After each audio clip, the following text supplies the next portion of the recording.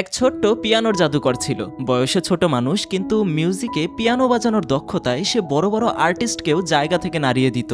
তবে জীবনের বড় এক ট্র্যাজেডিতে পড়ে তার পিয়ানো বাজানো বন্ধ হয়ে যায়। কিন্তু তারপর একটা মেয়ে তার জীবনে আসে এবং তার সাথে ছিল সেই পিয়ানো। ছেলেটার জীবনও রঙিন হতে শুরু করে তাদের মিষ্টি বন্ধুত্বের মাধ্যমে। আমাদের গত এপিসোডটা শেষ হয়েছিল। যারা দেখনি, উপরে আই কার্ডে এপিসোড 1 দিয়ে দিচ্ছি, দেখে আসতে পারো। অ্যানিড্রামায় তোমাদের স্বাগতম। তো চলো পরের থেকে শুরু করা যাক। সেদিন ওই কম্পিটিশনের পর সুবাকি তার স্টেশনে নেমে যায়। তবে মেইন কম্পিটিশনের দিন চলে এলেও কোসের কোনো পাত্তাই নেই। কাউরি অবশেষে তাকে খুঁজে পায় এবং কাঁদতে কাঁদতে বলে, তুমি আমাকে এভাবে ধোকা দিলে। তুমি তো জানো তুমি সাথে না থাকলে আমি কম্পিটিশনে অংশ নিতে পারবো না। কোসে তখন বলে, আমি গেলেও কোনো লাভ হবে না, এর জন্য মাসের পর মাস প্র্যাকটিস লাগে। আর ধরে নাও যদি প্র্যাকটিস করেও ফেলতাম তাহলেও তো মাঝপথে গিয়ে সব শোনা বন্ধ করে দেব। কারণটা যারা প্রথম এপিসোড দেখেছো তারা তো জানোই। সে আরও বলে, আমার যাওয়া বা না যাওয়া কোনো তফাৎ হবে না, আমার জন্য তুমি উল্টো হেরে যাবে। কাউরি তখন কান্নায় ভেঙে পড়ে, কোসের কাছে ভিক্ষা চায়, প্লিজ একবার অন্তত আমার কথা শোনো। কাউরি তাকে বুঝিয়ে বলে যে সে জেতার জন্য বাজাতে চায় না, সে শুধু চায় তার মিউজিক দিয়ে মানুষের মনে একটা ছাপ রেখে যেতে, যাতে মানুষ তাকে বছরের পর বছর মনে রাখে। সে বলে, হারজিত তো অনেক দূরের কথা, আমি শুধু মানুষের হৃদয়ে বেঁচে থাকতে চাই। কোসে কাউরির চোখের জল সইতে পারে না, কিন্তু সে তার ভয়ের কথাও তাকে জানায়। সে বলে, আমি যখনই পিয়ানো বাজাই আমার মনে হয় আমি একটা গভীর সাগরের তলায় তলিয়ে যাচ্ছি, যেখানে আমি একদম একা, যেখানে কারোর কোনো আওয়াজ পর্যন্ত পৌঁছায় না। তুমি আমাকে আবারও সেই অন্ধকারে ঠেলে দিচ্ছ। কাউরি তখন হাসি মুখে বলে, চিন্তা করো না, এবার আমি তোমার সাথে থাকবো। কাউরির সেই হাসি দেখে কোসের হৃদস্পন্দন যেন এক মুহূর্তের জন্য থেমে যায়। তাদের এই সুন্দর মুহূর্তের মাঝখানে বতারি আর সুবাকি হুট করে হাজির হয়। তারা কোসেকে আচ্ছা মতো ধোলাই দিয়ে বলে, তোর লজ্জা করে না একটা মেয়েকে এইভাবে কাঁদাতে? কাউরি প্রথমে কোসেকে একটু পিটুনি দেয়, তারপর জানায় যে কোসে রাজি হয়েছে। কিন্তু তখন হাতে সময় ছিল মাত্র 20 মিনিট, পায়ে হেঁটে যাওয়া কোনোভাবেই সম্ভব নয়। বতারি তখন কোত্থেকে যেন কার একটা সাইকেল চুরি করে নিয়ে আসে। তারা ঝড়ের গতিতে টাউন হলের দিকে রওনা দেয়। পথে যেতে যেতে কোসে নিজের চোখকে বিশ্বাস করতে পারছিল না। সুবাকি যেমনটা বলেছিল তার চারপাশের জগৎটা আজ সত্যি ভীষণ রঙিন মনে হচ্ছে। এরপর আমাদের কোসের ফ্ল্যাশব্যাকে নিয়ে যাওয়া হয়। সেখানে দেখা যায় তার মা তাকে কতটা অমানসিক পরিশ্রম করাতেন। মা তাকে খাবার দিতেন না যতক্ষণ না সে প্রতিটি মিউজিক পিস একদম পারফেক্টলি বাজাতে পারত। তার মা চাইতেন কোসে যেন পিয়ানোটাকে একদম যান্ত্রিকভাবে বজায় ঠিক রাখে, যেমনটা লেখা আছে, তার বাইরে যেন এক চুলও না নড়ে। কোসের সেই কষ্টের দিনগুলোর স্মৃতি আবারও ভিড় করতে শুরু করে। সমবয়সী অন্যান্য বাচ্চারা যখন খেলা করত, কোসে তখন ঘরের কোণে পিয়ানোর সাথে যুদ্ধ করত। বাইরের মানুষ শুধু ওর সাকসেস দেখে বলতো, ছেলেটা একদম গড গিফটেড। কিন্তু কেউ জানতো না এই নিখুঁত হওয়ার পেছনে ছেলেটাকে নিজের পুরো ছোটবেলাটা বিসর্জন দিতে হয়েছে। গল্প আবার বর্তমানে ফিরে আসে। তারা সবাই মিলে শেষমেশ টাউন হলে পৌঁছায়। কপাল ভালো যে তাদের সিরিয়াল এখনো আসেনি, কিন্তু কোসে এতটাই নার্ভাস ছিল যে ওর অবস্থা রীতিমতো খারাপ হয়ে গিয়েছিল। পিয়ানো ছাড়ার পর প্রায় 2-3 বছর কেটে গেছে। আজ হুট করে একটা কম্পিটিশনে পারফর্ম করা, এটা ভেবেই ও প্রায় অজ্ঞান হওয়ার জোগাড়। কিন্তু তখনই কাউরি ওর সামনে এসে দাঁড়ায় আর ড্রেসটা দেখিয়ে বলে, কেমন লাগছে আমাকে? কোসে ভয়ে আর টেনশনে ওসব খেয়ালই করছিল না। একবার দুবার ইগনোর করার পর যখন কাউরি দেখলো কোসে কোনো জবাব দিচ্ছে না, তখন সে রেগে গিয়ে কোসের কলার ধরে নিজের মাথা দিয়ে ওর মাথায় একটা জোরে ঠুস মারে। আশেপাশের মানুষ তো অবাক, এ কি হচ্ছে? কাউরি তখন কোসেকে নিজের দিকে টেনে নিয়ে বলে, নিচের ওই মিউজিক নোটসগুলোর দিকে তাকাবে না, শুধু আমার দিকে তাকাও। তুমি কেমন বাজাচ্ছ তাতে কিচ্ছু যায় আসে না, তোমাকে শুধু বাজাতে হবে। তুমি আমার সাথে থাকো, আমি তোমার সাথে থাকবো। কোসে যখনই কাউরির কাছাকাছি থাকে সে যেন এক অদ্ভুত স্বাধীনতা অনুভব করে। কাউরি যেন সে খোলা পাখি যার কাছে গন্তব্য বড় কথা নয়, সে শুধু তার যাত্রাপথটা উপভোগ করতে চায়। এরপর দুজনে মঞ্চে ওঠে। শুরুতে অডিয়েন্স কোসেকে চিনতে পারেনি, কিন্তু পরে জাজেরা যখন বুঝতে পারলো এটা স্বয়ং আরিমা কোসে, তখন তারা রীতিমতো শকড হয়ে গেল। একজন জাজ তো বলেই ফেললো, আরিমা কোসে এখানে কি করছে? কাউরি হলো একটা ফ্রি স্পিরিট, সে মিউজিক বাজায় নিজের মতো করে। আর কোসে হলো সেই ছেলে যে মিউজিক বাজায় একদম নিখুঁতভাবে, কোনো ভুল থাকবে না, ঠিক যেমনটা বেথোভেন লিখে গেছেন। বাজনা শুরু হলো। প্রথমে সবকিছু ঠিকঠাকই ছিল, কিন্তু মাঝপথে কাউরি আর তার চিরচেনা পাগলামি শুরু হলো। সে নোটসের তোয়াক্কা না করে নিজের খেয়াল খুশি মতো ভায়োলিন বাজাতে লাগলো। কোসে মহাবিপদে পড়লো, কারণ এখন তাকে কাউরির খামখেয়ালির সুরের সাথে তাল মিলিয়ে পিয়ানো বাজাতে হবে। সুবাকি দর্শক সারি থেকে খুবই খুশি ছিল, কারণ সে অনেক বছর পর কোসেকে পিয়ানো বাজাতে দেখছে। কিন্তু ঠিক তখনই কোসের চোখের সামনে তার মায়ের সেই রাগী আর রহস্যময় হাসি মাখা মুখটা ভেসে উঠল। ধীরে ধীরে কোসের চোখের সামনে থেকে সব মিউজিক নোটস গায়েব হয়ে গেল। তার মনে হতে লাগলো সে আবারও সেই অতল সমুদ্রে হারিয়ে যাচ্ছে। কোসে আর কিচ্ছু শুনতে পাচ্ছিল না। যে আরিমা কোসে একটা নোটসও মিস করতো না, সে আজ একদম আনারিদের মতো বাজাতে শুরু করলো। জাজেরা মানতে পারছিলেন যে ঈশ্বর ভুল করতে পারেন, কিন্তু আরিমা কোসে ভুল করবে এইটা অসম্ভব। অডিয়েন্সের কাছে তাদের পারফরমেন্স খুব বাজে লাগছিল। সবাই বলছিল যে কোসে নিজে তো ডুবলোই, সাথে কাউরিকেও ডুবালো। একসময় কোসে পুরোপুরি পিয়ানো বাজানো বন্ধ করে দেয়। নিয়ম অনুযায়ী পিয়ানো বাদক থেমে গেলেও যদি ভায়োলিনিস্টের পারফরমেন্স জাজেদের পছন্দ হয় তবে সে পাশ করতে পারে, কিন্তু কাউরি তখন নিজেও বাজানো থামিয়ে দিল। হার জিত নিয়ে ওর কোনো মাথা ব্যথাই ছিল না। কাউরি কোসেকে শান্ত গলায় বলল, চিন্তা করো না, আমি তোমার সাথেই আছি। মনে আছে তো আমি কি বলেছিলাম, হার জিত বড় কোনো কথা নয়, বাজাও এমন ভাবে যাতে মানুষ আমাদের সবসময় মনে রাখে।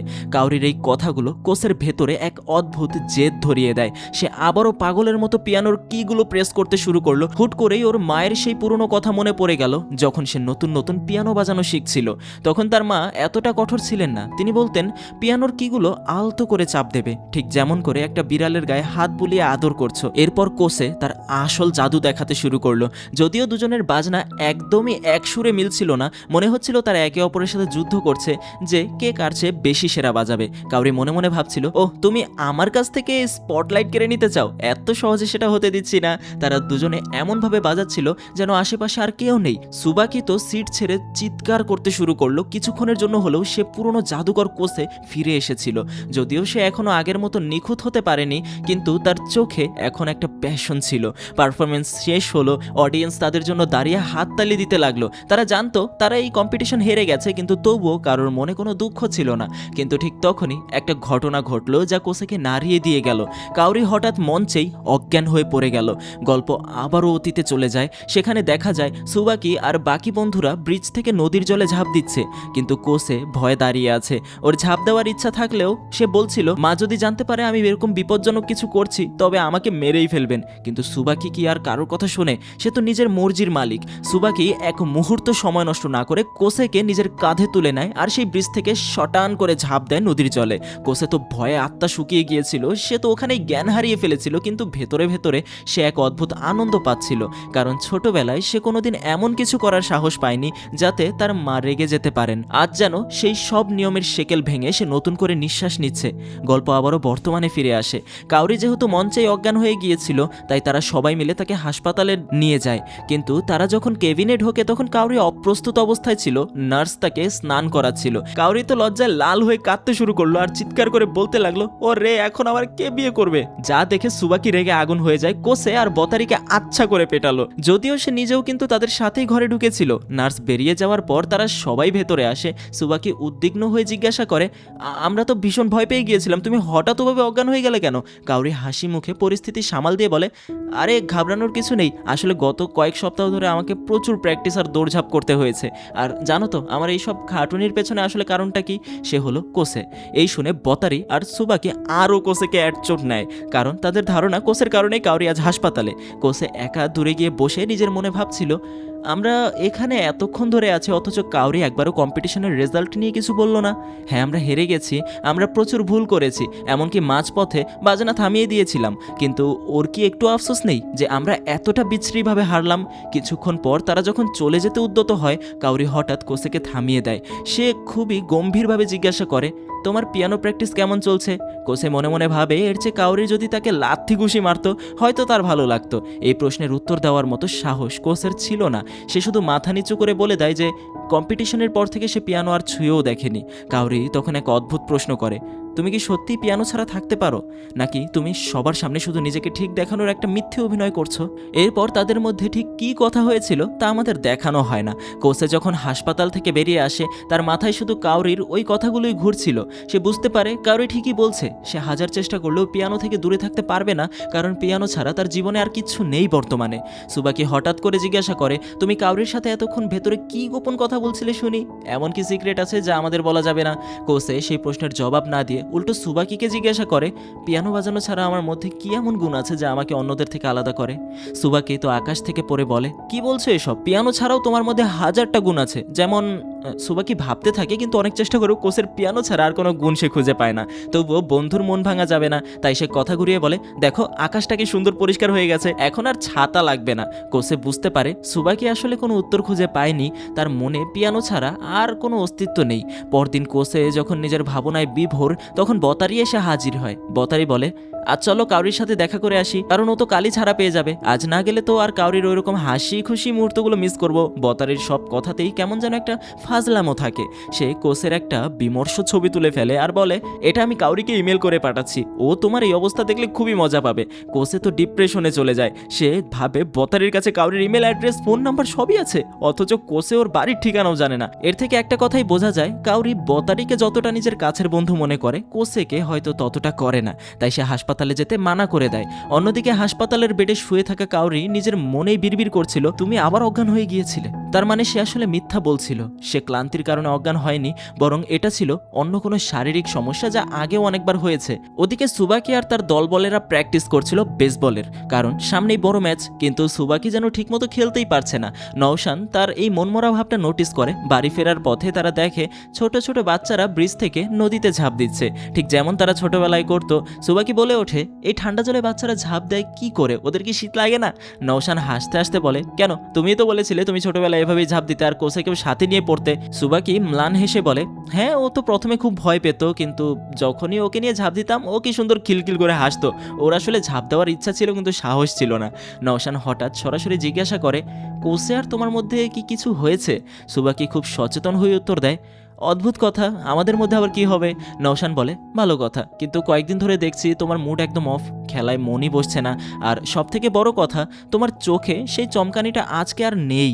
তারা যখন আরো গভীরে কথা বলবে ঠিক তখনই মাঝখানে এন্ট্রি হয় সাইতোর। সাইতো এসে খুব ক্যাজুয়ালি বলে, আমি তো জাস্ট এই রাস্তা দিয়ে যাচ্ছিলাম, তো ভাবলাম চলো একসাথে হাঁটা যাক। আসলে সাইতো আগে ওদের স্কুলেই পড়তো, কিন্তু হাই স্কুলে ওঠার পর সে আলাদা হয়ে যায়। সুবাকিদের স্কুলের বেসবল টিমের ক্যাপ্টেন ছিল এই সাইতো। সে চলে যাওয়ার পরেই সুবাকির ক্যাপ্টেনের পজিশন পায়। সুবাকি সাইতোর দিকে তাকিয়ে ভাবছিল, ছেলেটা কত হট, স্কুলের সব মেয়েরা ওর পেছনে পাগল ছিল। ঠিক তখনই ওর আবার কোসের কথা মনে পড়ে যায়, যে সারাক্ষণ মন মরা হয়ে বসে থাকে আর একটুতেই কেঁদে ফেলে। তবে সুবাকি একটা মনে প্রাণে বিশ্বাস করে যে পিয়ানো ছাড়াও কোসের মধ্যে আরো অনেক ভালো গুণ আছে। আকাশের দিকে তাকিয়ে সুবাকি তখন নওশানের কথাগুলো ভাবছিল, যে ইদানিং সে কেন এত উদাস থাকে। ঠিক তখনই সাইতো ওকে থামিয়ে দেয়। সাইতো জানায় যে সে এখানে কোনো ইত্তেফাক বা কাকতালীয়ভাবে আসেনি, সে আসলে অনেক আগে থেকেই সুবাকিকে পছন্দ করত এবং সরাসরি তাকে প্রপোজ করে দেয়। সে সুবাকিকে ডেট করতে চায়। এরপর সিন কাট হয়। সুবাকি একটা পার্কে বসে নিজের মনেই ভাবছিল যে সাইতো যখন ওদের স্কুলে ছিল তখন সে ওর ওপর মারাত্মক ক্রাশ খেত। সাইতো সব কিছুতেই সেরা ছিল, পড়াশোনা, খেলাধুলা, লোকে তো কথাই নেই। কিন্তু সুবাকি নিজের মনের কথা বলার আগে সাইতো স্কুল ছেড়ে চলে যায়। আজ এত বছর পর সেই ক্রাশ ফিরে এসে যখন ভালোবাসার কথা বলছে, তখন সুবাকির ভেতরে সে আগের মতো আনন্দ হচ্ছে না কেন। সে ভাবছিল সাইতো যদি এই কথা কয়েক বছর আগে বলতো, তবে সে খুশিতে পাগল হয়ে পুরো শহর চেঁচিয়ে বেড়াতো। কিন্তু এখন যেন ওর আর কিচ্ছু যায় আসে না। তবে সুবাকি সাইতোকে হ্যাঁ বলেছে কি না বলেছে এখনো সেটা পরিষ্কার নয়। পরদিন দেখা যায় কাউরি স্কুলে ফিরে এসেছে। কোসে ওর জন্য একটা গিফট নিয়ে এসেছিল, কিন্তু সে দিতে যাবে অমনি মাঝখানে বতারি এসে হাজির হয়। বতারিকে দেখলে কোসের মনের মধ্যে সেই ইনসিকিউরিটি কাজ করতে শুরু করে, তাই সে আর গিফটটা দেয় না। উল্টো কাউরির জন্য আনা গিফটটা সে নিজেই গপ গপ করে খেয়ে ফেলে। বাড়ি ফেরার পথে আবার কাউরির সাথে দেখা। কোসে মনে মনে ভাবে, এই মেয়েটার কথা ভাবলেই ও সামনে চলে আসে কেন, নির্ঘাত 100 বছর বাঁচবে। কাউরি কোনো হাই হ্যালো না বলে সরাসরি গিফট চেয়ে বসে। কোসে যখন বলে তার কাছে কোনো গিফট নেই, কাউরি অমনি বাচ্চাদের মতো হাউমাউ করে কাঁদতে শুরু করে। আশেপাশের বাচ্চারা কোসেকে এমনভাবে দেখছিল যেন সে কোনো ভিলেন। নিরুপায় হয়ে কোসে বলে, আরে থামো, তুমি যা চাইবে আমি তাই দেবো। এই কথা শোনা মাত্রই কাউরি কান্না থামিয়ে দেয় আর বলে, তাহলে তোমাকে পিয়ানো কম্পিটিশনে পারফর্ম করতে হবে, আর তুমি যেহেতু কথা দিয়েছো তাই এখন আর পিছিয়ে যেতে পারবে না। কোসে বলে, আমি পারবো না, আমি আগের মতো আর পিয়ানো বাজাতে পারি না। তোমাকে কতবার বোঝাবো, আমার মতো ট্যালেন্টলেস ছেলে কি কম্পিটিশন জিততে পারবে? কাউরি তখন বলে, জেতার কথা কি বলেছে, তোমাকে শুধু পার্টিসিপেট করতে হবে আর নিজের সেরাটা দিতে হবে। আমি জানি তুমি ভয় পাচ্ছ, কিন্তু আজ না হয় কাল তোমাকে ভয়ের সামনাসামনি হতেই হবে। এই বলে কাউরি ব্রিজ থেকে ঝাঁপ দেয়। ওর কথাগুলো কোসেকে এমনভাবে মোটিভেট করে যে সে নিজেও কাউরির সাথে ব্রিজ থেকে নদীতে ঝাঁপিয়ে পড়ে। একটা মজার ব্যাপার হলো, আগে সুবাকি ওকে নিয়ে ঝাঁপ দিত, কিন্তু এই প্রথম কোসে নিজের ইচ্ছায় কারোর সাথে নদীতে ঝাঁপ দিল। কাউরির সাথে সে মন খুলে হাসছিল।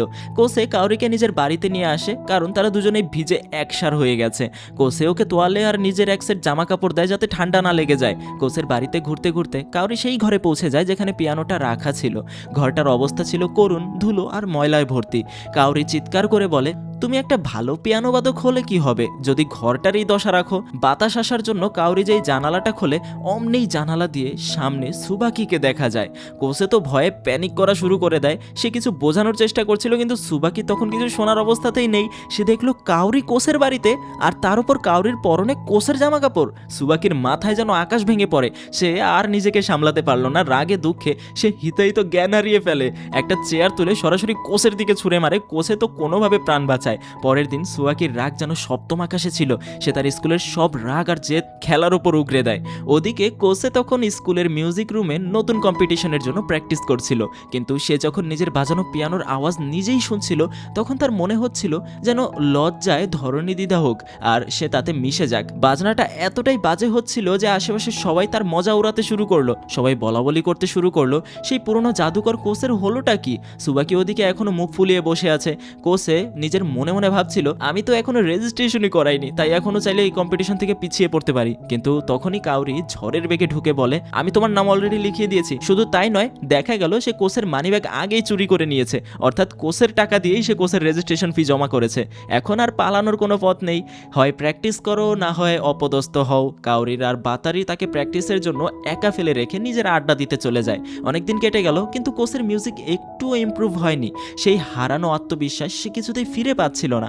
একদিন রাতে বাড়ি ফেরার পথে সুবাকি কাউরিকে বলে তুমি কি ওর সাথে একটু বেশি বাড়াবাড়ি করছো না? আমি চাই ও আবার পিয়ানো বাজাক, কিন্তু তুমি ওর ওপর যতটা প্রেশার দিচ্ছ সেটা ওর জন্য নেওয়া কঠিন হয়ে পড়ছে।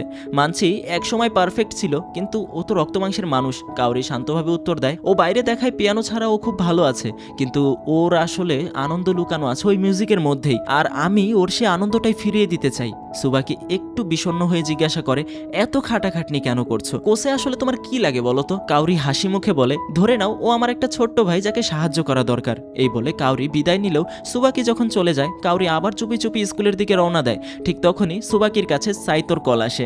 সাইতো প্র্যাকটিস শেষ করে বাড়ি যাচ্ছিল আর সুবাকিও তখন ফিরছিল। কথা বলতে বলতে সুবাকির হঠাৎ মনে হয় সে আমরা শব্দটা ব্যবহার করেছে। সে একা থাকলেও অবচেতন মনে কোসেকেই নিজের সাথে ভাবছে। সে উপলব্ধি করে কত সময় হয়ে গেল কোসে আর সে একসাথে বাড়ি ফেরে না। আগে তো তারা সবসময় ছায়ার মতো থাকতো, কিন্তু কাউরি আসার পর থেকেই সব যেন বদলে গেছে। একটু থমকে গিয়ে সুবাকি সাইতোকে বলে কেমন হয় যদি আমরা একসাথে ডেটে যাই? তার মানে সাইতোর প্রপোজালে সে হ্যাঁ বলে দিয়েছিল। ওদিকে মাঝরাতে কাউরি আবার কোসের কাছে যায় এবং নিজের ব্যবহারের জন্য ক্ষমা চায়। সুবাকির কথা শোনার পর সে বুঝতে পেরেছিল যে সে সত্যি কোসের ওপর অনেক চাপ দিয়ে দিচ্ছে, কিন্তু কোসে তাকে আশ্বস্ত করে বলে নিজেকে দোষ দিও না। আমি হয়তো খুব তাড়াতাড়ি নিজেকে পাল্টাতে পারবো না, কিন্তু তোমাকে প্রথম দিন যখন দেখেছিলাম তখনই বুঝেছিলাম তুমি আলাদা। তুমি নিজের হৃদস্পন্দন দিয়ে মিউজিক প্লে করো আর তাই পুরো পৃথিবীটা রঙিন দেখায়। আমি চাই আবারও সেই জগৎটা ফিরে পেতে। পরের দিন স্কুলের প্র্যাকটিস ডে শুরু হয়। বতারি ফুটবল খেলছে আর সুবাকি বেসবল। বতারি তো আত্মবিশ্বাসে টকবক করছিল, কিন্তু সুবাকি ছিল খুবই আপসেট। কোসে ভেতরে একা প্র্যাকটিস করছিল দেখে কাউরি জোর করে ওকে বাইরে নিয়ে আসে সুবাকির ম্যাচ দেখানোর জন্য।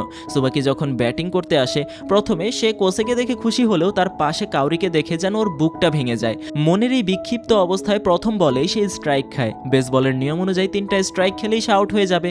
কোসে আর কাউরিকে পাশাপাশি হাসাহাসি করতে দেখে সুবাকি যেন বলটা দেখতেই পাচ্ছিল না। সে দ্বিতীয় স্ট্রাইকও খেয়ে ফেলে। এবার শেষ সুযোগ, না মারতে পারলে সে আউট। অবশেষে তৃতীয় বলে সে একটা জোরদার হিট করে এবং দৌড়াতে শুরু করে, কিন্তু দৌড়ানোর সময় তার মাথায় অনেক কথা ঘুরপাক খাচ্ছিল। সে মনে করছিল আগের দিন সাইতোর সাথে কাটানো সেই ডেটের কথা। সাইতোর সাথে ডেটে গিয়ে সুবাকি অনবরত কোসের ছোটবেলার গল্প করে যাচ্ছিল। সে বলছিল জানো কোসে ছোটবেলায় কত ভীতু ছিল, আমি ওকে কাঁধে করে বয়ে বেড়াতাম, ও শুধু সারাক্ষণ ঘ্যান ঘ্যান করে কাঁদতো। কিন্তু কোসের বদনাম করতে করতে কখন যে প্রশংসায় পঞ্চমুখ হয়ে ওঠে তা সে নিজেও টের পায়নি। সে বলছিল তবে পিয়ানোর কথা যদি বলি তবে ওর উপরে কেউ নেই, মিউজিকে ও একদম জাদুকর। সাইতো ম্লান হেসে বলে তোমার সব কথা ঘুরে ফিরে কোসের ওপর কেন আসছে বলো তো? আজ যতবার আমরা কথা বলেছি তুমি প্রত্যেকবার কোসেকে মাঝখানে নিয়ে এসেছো। সুবাকি তখন প্রথমবার উপলব্ধি করে যে সে অবচেতন মনে কোসেকে কতটা জুড়ে রেখেছে। গল্প আবার বেসবল মাঠে চলে যায়, সেই মুহূর্তে ফিরে আসে।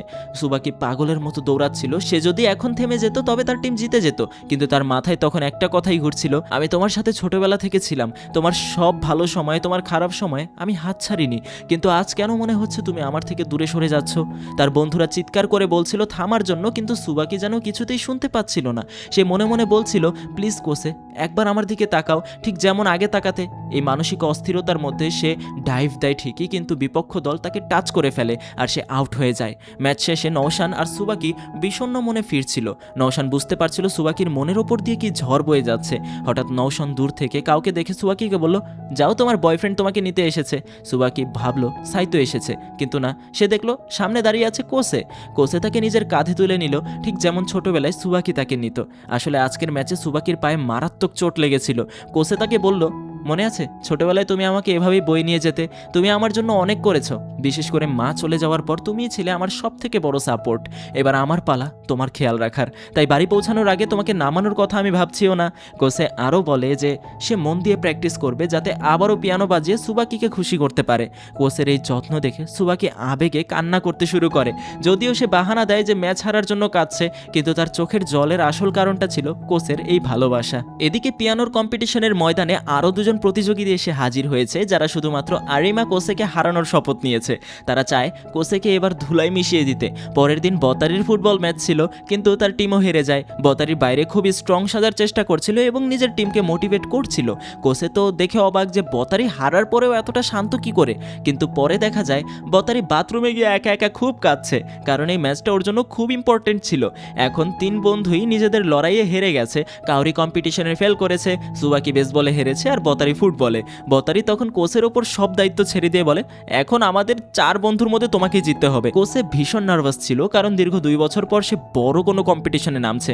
প্র্যাকটিস করতে করতে সে ক্লান্ত হয়ে জ্ঞান পর্যন্ত হারিয়ে ফেলে। কাউরি তাকে বকাঝকা করে বলে যে জিততে চাও ভালো কথা, কিন্তু নিজের খাওয়া দাওয়া আর শরীরের যত্ন তো নিতে হবে। ঠিক তখনই কোসের সামনে একটা বিড়ালকে দেখে কুকড়ে যায়। সেই বিড়ালটা তাকে তার মায়ের কথা মনে করিয়ে দিচ্ছিল। কোসে কাউরিকে তার ট্রমার কথা শোনায়। সে বলে, ছোটবেলায় আমার ঠিক এমন একটা বিড়াল ছিল। একদিন ও আমার হাতে কামড় দেয়। মা সেটা সহ্য করতে পারেনি, কারণ এতে আমার পিয়ানো বাজানোর সমস্যা হতে পারত। মা বিড়ালটাকে দূরে কোথাও ফেলে দিয়ে আসেন। আমার সাহস ছিল না মাকে আটকানোর। সেদিন থেকে আমি যেন মায়ের ছায়ায় বন্দী হয়ে গেলাম। কাউরি তখন তাকে খুব সুন্দর করে বোঝালো। সে বলল, শোনো, তুমি সুবাকির মতো স্পোর্টসে ভালো নও, মানছি তুমি বতারের মতো মেয়েদের কাছে পপুলার নও, কিন্তু তুমি কারোর ছায়া নও কোসে। তুমি হলে আরিমা কোসে। তোমার উচিত নিজের মতো করে বাঁচা। তুমি যাই করো না কেন সেটা নিজের পুরো হৃদয় দিয়ে করো। কাউরির এই সাহস আর প্রেরণা কোসের ভেতরে এক নতুন আলোর সঞ্চার করলো। সে বুঝতে পারলো তাকে লড়তে হবে নিজের জন্য, নিজের মিউজিকের জন্য। আর পরবর্তী পার্টে আমাদের গল্পটা শেষ হতে চলেছে, যেখানে আমরা কোসের সেই পিয়ানোর কম্পিটিশন এবং তাদের সম্পর্কের যে ডেভেলপমেন্ট, কাউরির সাথে কোসের যে সম্পর্ক তৈরি হচ্ছে এবং সুবাকির ভেতরে যে একটা ইমোশনের বন্যা বয়ে যাচ্ছে, সেই বিষয়টা আসলে ফাইনালি কোথায় গিয়ে ঠেকে, সেই বিষয়টা আমরা পরের এপিসোডে দেখতে পাবো। যদি এসে থাকে পরের এপিসোড, তাহলে এই যে স্ক্রিনে ভেসে উঠেছে ক্লিক করে দেখা শুরু করতে পারো। আর না এসে থাকলে কিছুদিন অপেক্ষা করো, 2-1 দিনের ভিতরে হয়তো চলে আসবে। তো যদি দেখতে চাও তাহলে সাবস্ক্রাইব করে রাখো, কমেন্টে জানিয়ে দাও কেমন লাগলো। আর গল্পটা তুমি এই পর্যন্ত দেখেছো সেজন্য তোমাকে অনেক ধন্যবাদ।